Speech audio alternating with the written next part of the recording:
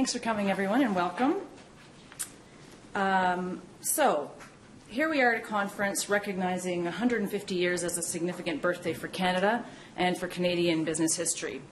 I think there are some really interesting things happening today for historians. First, we're celebrating what is, for some people, maybe a too narrowly defined understanding of how old or young this country is. And I wouldn't erase the past or deny the significance of Confederation, but we're all increasingly aware that 1867 marked a political date and a particular kind of nation building that not all people recognize as just or worthy of celebrating. Indeed, this is a good time to acknowledge that this land has been a site of human activity for 15,000 years. The land we're standing on is the territory of the Huron-Wendat and the Peyton First Nations, the Seneca, and most recently the Mississaugas of the Credit River. I'm grateful to have the opportunity to work and live in this territory, and I'm aware that 1867 may not be everyone's chosen date. Second, our contemporary understandings of gender are also changing and widening, and increasing freedom is being afforded to those who wish to be defined and recognized as a different gender from what they were born as, or who reject gendered terminology altogether. And I can't help wondering how some of the women I encountered in the historical record would have identified themselves if they'd had more options. To be clear, I'm not suggesting that more options means that there's an easy road ahead in our current time for those who don't identify as one particular gender or who have a different definition. But there are some choices that can be contemplated that were not possible for women over the past century and a half. So where does that leave me? Questioning the status quo that I myself was raised with, that Canada was born in 1867, and that women are born as women and are suited to particular kinds of jobs, and that until quite recently, those who became business owners needed to fit a certain script of femininity in type of business or through appearance or marriage or status. Now, the latter did prove to be mainly true. In my research, I found that self-employed women from the late 1800s until the last few decades mostly worked in small, female-dominated occupational types. Now, they were perhaps shrewd enough to recognize that they ought to capitalize on what their society saw as women's labor. In 1885, running a boarding house seemed like women's work more than it seemed like entrepreneurship. And in 1925, running a tea shop or a millinery business also fit within gender conventions. There were exceptions, and I'll talk a little bit more about that in a few minutes, but my research has brought to light some common themes. First, while some women work to support themselves, many use the income from small businesses to support family members, often their children. Second, women who were entrepreneurs, whether they took in boarders or operated small schools or ran farms or retail shops, were older and more likely to be married or had been married, possibly widowed or divorced, than were their wage-earning counterparts. And third, entrepreneurial women were in a distinct minority amongst all workers, since more women and men have always chosen wage-earning over self-employment, but also amongst all working women. Given their marital status and ages, they would have had fewer options for wage-earning work, particularly before the mid-20th century, and that may have pushed them a little bit more towards self-employment. Some pushed boundaries even further in type of occupation or in how they lived and who they did or did not live with. And so it has never been true that women always chose marital conformity, or that only single women worked before World War II, or that they only ever ran marginal businesses in feminized industries that were hardly ever recognized as entrepreneurial in some cases. Some women owned taxi companies, ran their own farms, when history books told me at least that women rarely worked for pay or only worked in female-dominated wage-earning jobs. They married but continued to work, which again we were generally, in my own education, taught didn't happen before World War II.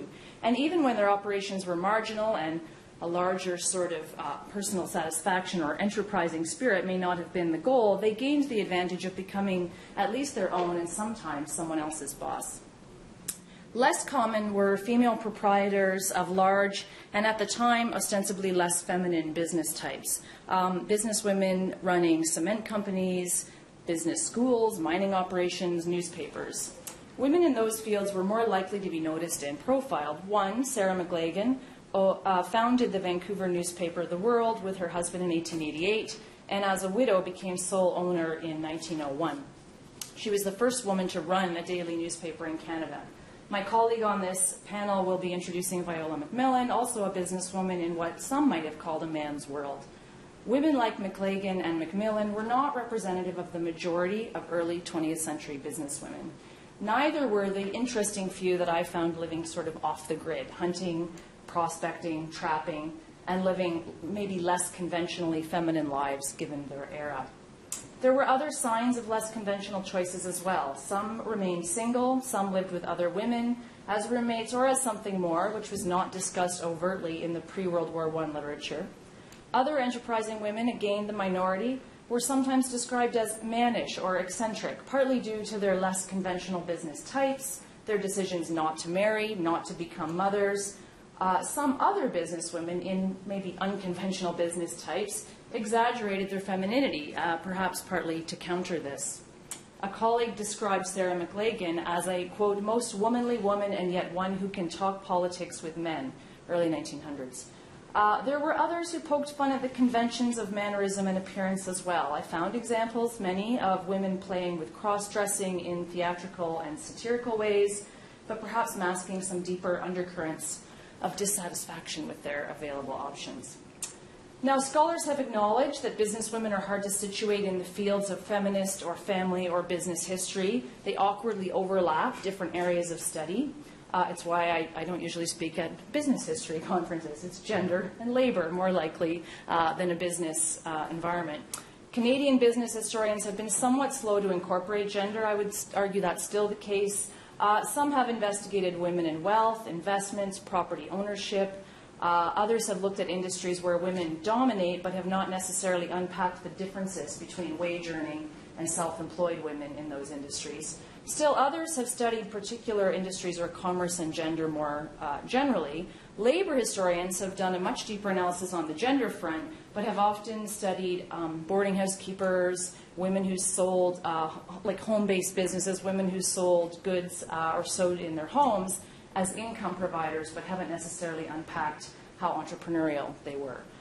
For a lot of reasons, researching the history of business and gender is a balancing act, and business historians maybe still aren't spending as much time on this as they could.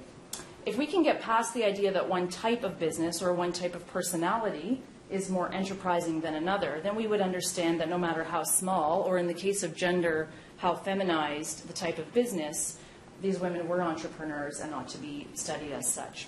So, on to a few examples. The most common type of businesswoman I encountered from the late 1800s to the beginning of the 21st century were those running small home-based enterprises in occupations that really had been sex-typed as feminine work. For the first half of the 20th century, census data demonstrates that more than half of all self-employed women worked as boarding house keepers and in sewing occupations. Bill Waser's slides were great for me because the first slide with the Indian parade had a sign on the side that said milliner and dressmaker all over the place. That was very, very common Main Street enterprise at that time. So his slide kind of, there they were. The women were on that row of businesses. Very likely to be working at home, especially in the case of boarding house keepers, often with children in their households. Elizabeth Elliott of Nelson, BC, reported to census takers in 1901 that she was married, ran a boarding house, had 2 boarders. Very typical scenario. I could give 1,000 examples of what I found in the census for married women running boarding houses, often without their husbands present, which is probably why they were running boarding houses. I encountered, many city directories, newspaper ads, census data documenting milliners, seamstresses, dressmakers, others who declared themselves as self-employed. The other slide from Bill's talk that was good was the housekeeper wanted one of the a lot of women said, I will go do the housekeeping job, but I don't want the marriage. So that was the other type of small business, was housekeeping. Boarding houses related to that, lodgings, restaurant, cafe, without necessarily doing that as an unpaid spouse. From the late 1880s until at least the mid-20th century, self-employed women were more likely to be married or widowed than single, a very different pattern from wage-earning women. And they were thus also more likely to have children. Thelma Mercer farmed with her husband near Quesnel in the 1930s. Widowed while pregnant with her 7th child, she decided not to remarry because, quote, I didn't want any other man bossing my children around. Mercer ran the farm on her own for 14 years while raising her children. And while she eventually remarried and farmed with her new husband. Like many other widowed farmers, she operated the farm to support her family. And then that's another one in census data. Widowed older women running farms as owner-operators was a kind of key self-employment venture in the early 1900s. Women who joined business and professional women's clubs in the early to mid-1900s emphasized femininity, possibly to counter any suggestion that they ought not to be in business. At a luncheon held by the Vancouver Business and Professional Women's Club in 1923, Ethel Burns spoke on motherhood in business and suggested that women must go into the business world and take her ideals with her, and her highest ideal is true motherhood. She emphasized that women could succeed in business, and a general optimism regarding women's potential was a key part of the rapid formation of business and professional women's clubs in the 1920s. But she also argued that success would come from stressing uniquely female attributes rather than behaving like men. 1952, 25 plus years later, president of the International Federation of Business and Professional Women's Clubs, Dame Caroline Hazlitt, told the Canadian Federation that women should, quote, keep courtesy alive as much as possible and should aim for an equality that does not eliminate graciousness, end quote.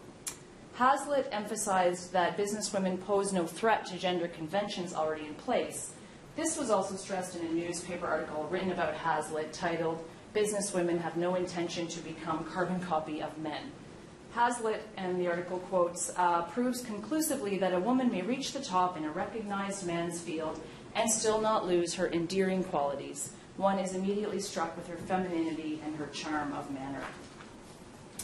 In 1927, Mrs. Anna Sprott was the president of the Vancouver Business and Professional Women's Club, and she invited members to an evening party at her home. This was in the newsletter of the BPW clubs.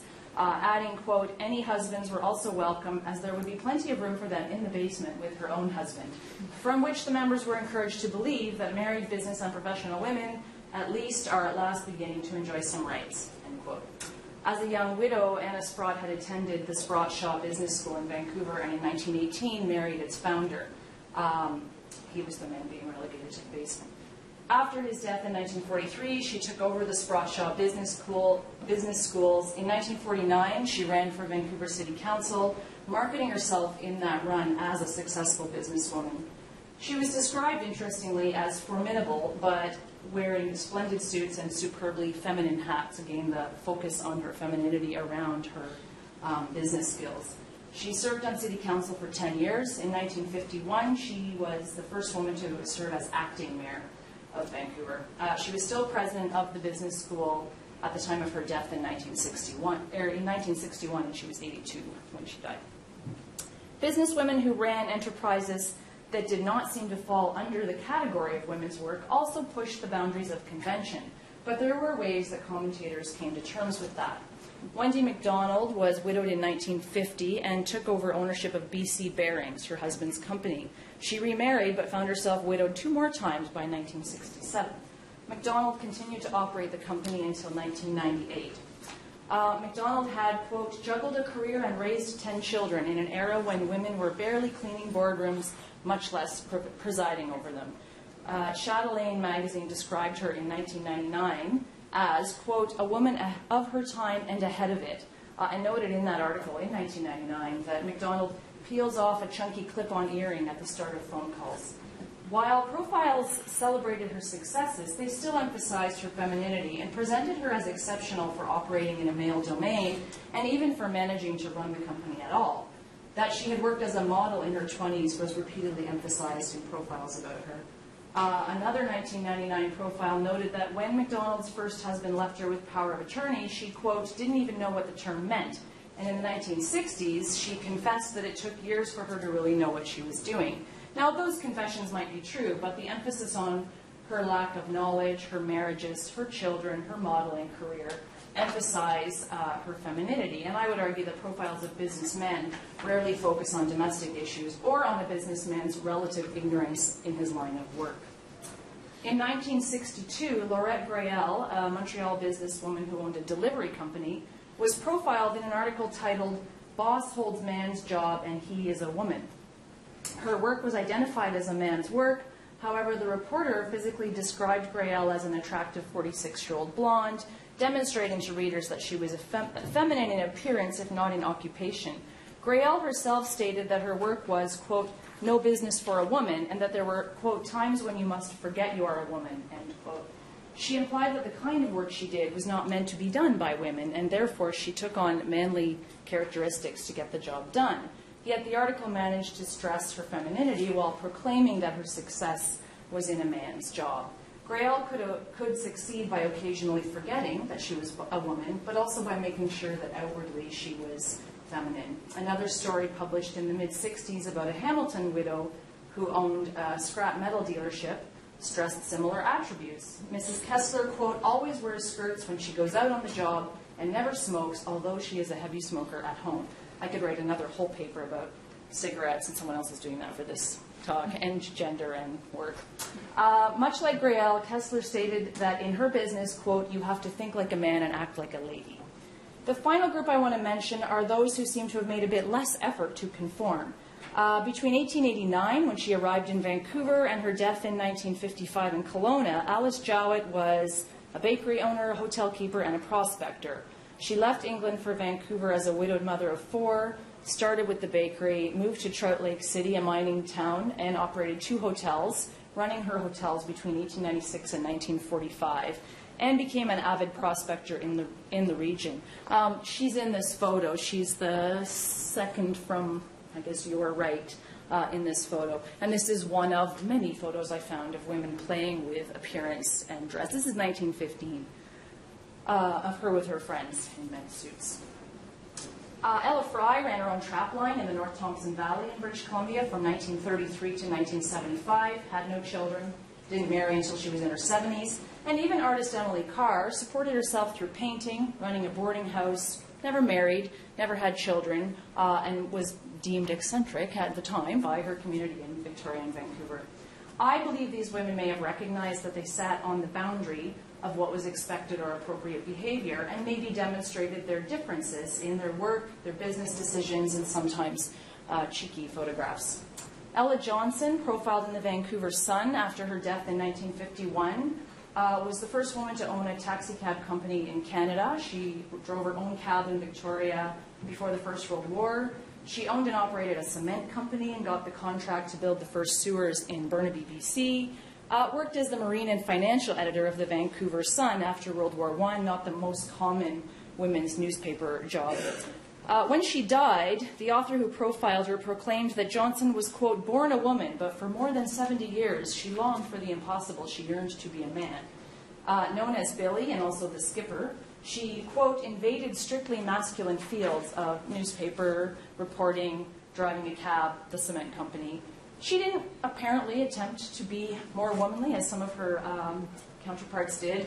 Her appearance, her choice of businesses were distinctly masculine. She was described as someone who wore mannish clothes, was a big and wholesome-looking woman with a complexion that was the envy of her more feminine confreres. I mean, really weird language about trying to feminize her and masculinize her, kind of, at the same time. The author of the piece stated that she had died as she had lived, a woman who trod a solitary path. Now, I've noted some exceptions. There have always been those who've bucked the trend, but most self-employed women had to consider operating businesses that fit societal ideas about what women were supposed to do.